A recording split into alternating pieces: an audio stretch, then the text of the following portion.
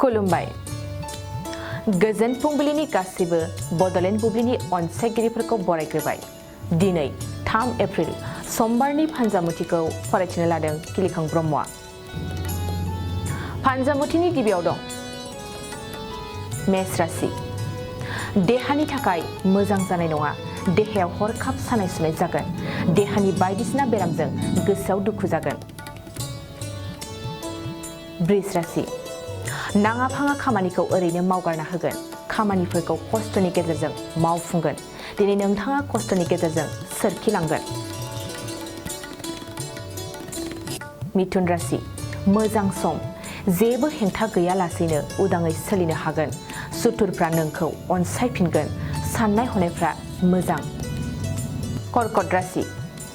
जायखिजाया नोंनि खामानियाव हेंथा फैगोन गुबुननि गाज्रि नोजोरजों खामानिखौ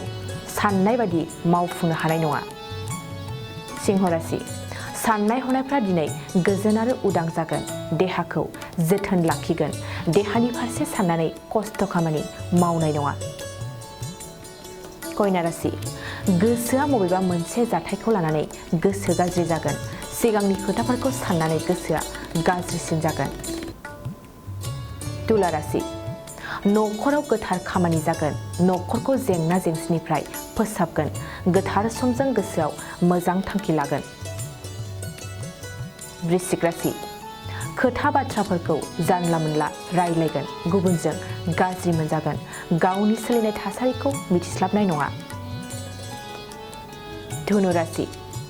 दिनै मानोबा दुखु जागोन माखासे जेंनाखौ लानानै गोसोआव असान्थि थासारिया सोमजिगोन गोसोआ थौले जागोन मकर राशि बिसि फिसायनि गेजेराव दुखुनि थासारिया साग्लोबगोन दुखुनि समावनो जेंनाफोरजों भुगिनांगोन संसारनि फारसे मोजां साननो हानाय नङा कर्कट राशि बेफार फालांगिनि फारसे मोजां सान जायखिजाया फालांगियावनो मुलाम्फा गोनां जागोन न'खराव धोन सम्पति बांगोन मीन राशि जिउनि राहा लामा नागिरनायाव मोजांसिन सम समाजाव मुं गोसारगोन गावनि जाफुंसारनायाव गोग्गानाय लागोन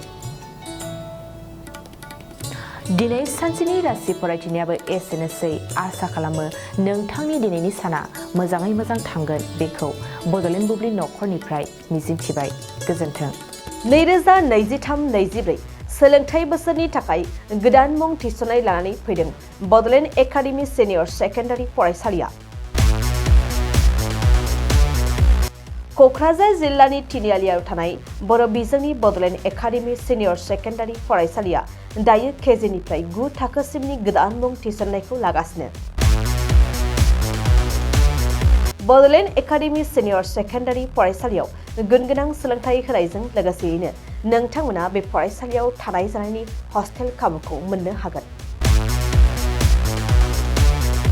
बेजों लोगोसेयैनो बे फरायसालियाव एक्सट्रा टिउसन आरो इंलिश स्पिकिं कर्सखौबो फरायसाफोरनो होनाय जायो गोसो गोनां फरायसाफोरा मुं थिसननायखौ बाङाय बेसेनावनो मोननो हागोन